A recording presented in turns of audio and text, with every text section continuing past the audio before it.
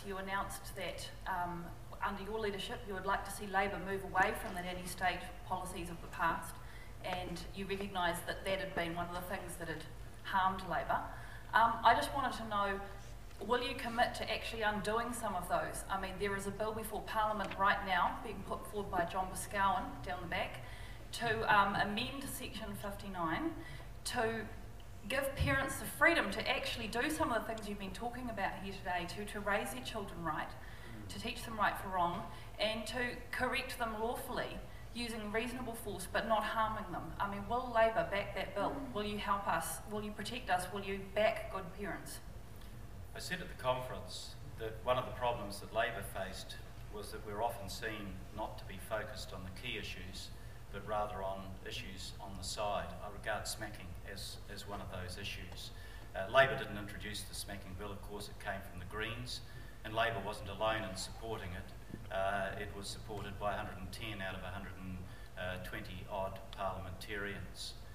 I hope that the message that I've tried to give you today has been heard by everybody, because it's loud and clear from me.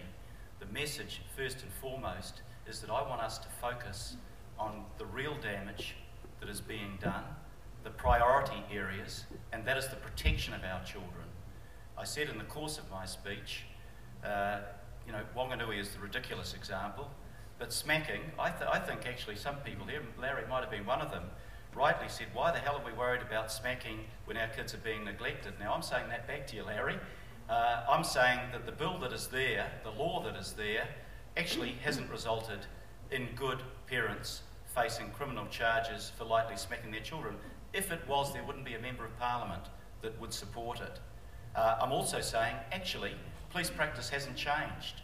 Had the Police Commissioner in front of us at one stage where he said, these are the guidelines. There will be no arrests. There will be no convictions. Is it an offence to smack your child? Yes, it is. Has it always been? Yes, it's always been. What changed was Section 59, which provided a defence. It didn't change whether it was an offence or not. If I thump one of my colleagues on the shoulder there, technically I'm committing an offence. No police officer will ever arrest me. I'll never appear in court because it's minor, it's trivial, it's inconsequential. No parent, I am a parent. My children are a little bit past that. They're all towering above me now. I know the pressures that parents are under. Did I smack my children at times? Yes, I did. Am I proud of it? Not particularly. Would I do it differently if I had my time again? I'd try to. Would I succeed? I don't know. But what I'm saying to you is there is not damage being done by that issue in our society at the moment, but there is damage, huge damage, that we need to address in terms of neglect and abuse of our kids.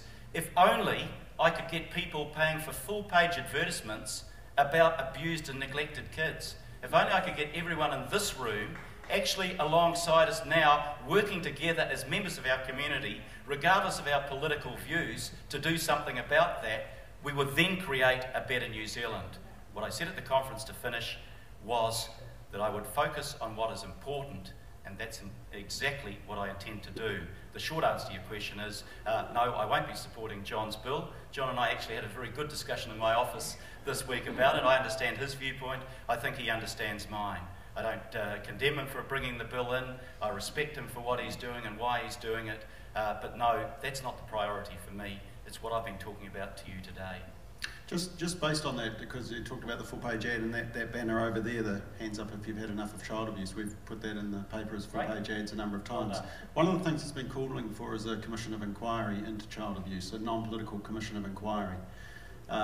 Is that something that Labor would support, to start to tackle some of the bigger issues of drug and alcohol abuse, family breakdown? I don't think so, and I say that in a considered way, because I think we know what causes child abuse, and hopefully I've been addressing some of those things today too.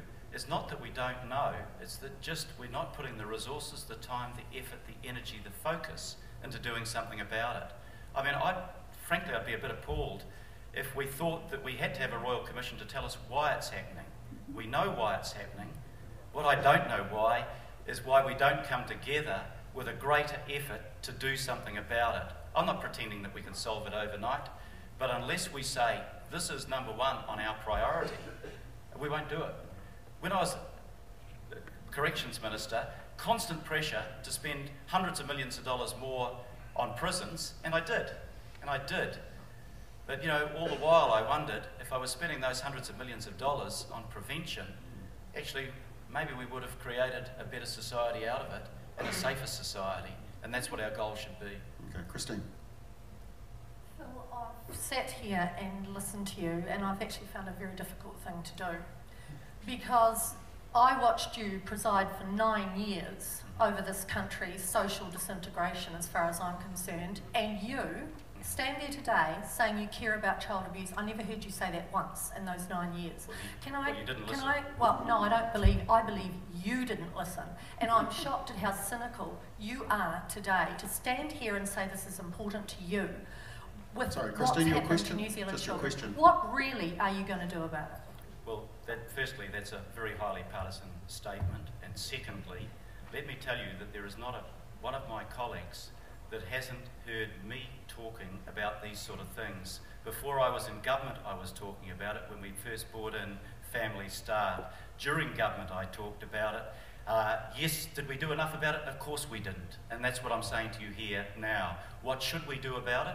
I hope that I'd outlined some of the broad structures of that. We did a whole lot of things, but every time I looked at the early intervention programs, you know, I'd have a sheet with I wouldn't have a sheet, I'd have about a dozen sheets with a range of different programs. I don't believe that we coordinated them well enough. I don't think we rationalised them in the way that we should, and I don't think, even though we put a tenfold increase into early intervention, and it was a tenfold increase, that's the evidence, I don't think it was enough, and I don't think that, you know, I don't think that some of the priorities that I followed in pushing for expenditure actually match the priority of what we could have done here. You know, I plead guilty to passing very tough pieces of legislation on crime, the Sentencing Act and the Parole Act. And I don't apologise for that, but I said at the time, and read my Hansards on it, that these things by themselves would not solve the problem that we face as a community. We simply have to address that. I also said in my speech, I don't think it's a partisan issue. And, you know, my speech today hasn't been about attacking the government. It's about saying what we, as a community, ought to be doing. Whether we're Labour, ACT, National, Green, Maori, or whatever. And we have indicated that we'd be keen on a multi-party approach to doing this and to prioritising this. Larry. Yeah, Phil, you've said that you're concerned about child abuse. I think you'd understand that everyone in this room is. Of course. I delivered to Parliament over a year ago 300,000 signatures urging the government to get serious about child abuse, family breakdown and family violence. It's a great man that begins to apologise for things that have been done wrong. Will you offer me and the 300,000 people who signed that petition an apology that you ignored it when it was delivered to Parliament? You actually mocked the thing. And you have sidetracked the issue and trying to say we are only interested in the anti-smacking issue when we have always, been concerned about child abuse. And after 9 years of you having the government reins in this country, the situation is worse, and we deserve, I believe, an apology. Many people worked hard to bring that petition to Parliament and it was ignored. You never gave it the priority it should have had. So I'm asking you, my question very simply is, do we deserve an apology? Because we knew the issue all along, and that the anti-smacking law was a simple red herring that has wasted an enormous amount of time and has done nothing for children. It's still doing it. And it's still doing nothing to solve the real problems of child abuse. Thank you. Time's up. Answer. What I've said is quite clear. And that is that I believe that more priority should have been given to this.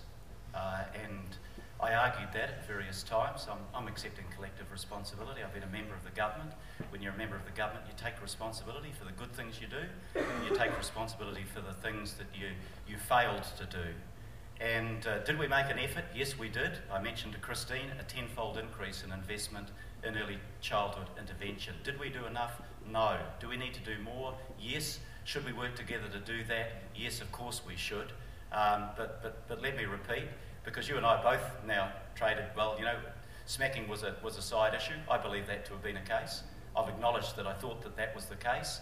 I wasn't responsible for putting it before the House, and nor were you, but it was there, and we've been focused on it, and the media is focused on it, and we're not focused on the right thing. And I'm happy to work with you to advance the sort of things that maybe you and certainly I have been talking about in how we might address that. But if we say this is the priority, this is what we want to discuss, this is what we want to debate, this is what we want to find the solutions to, rather than continuing to be sidetracked on an issue that I don't believe is having huge consequences, I think we'll create a better world.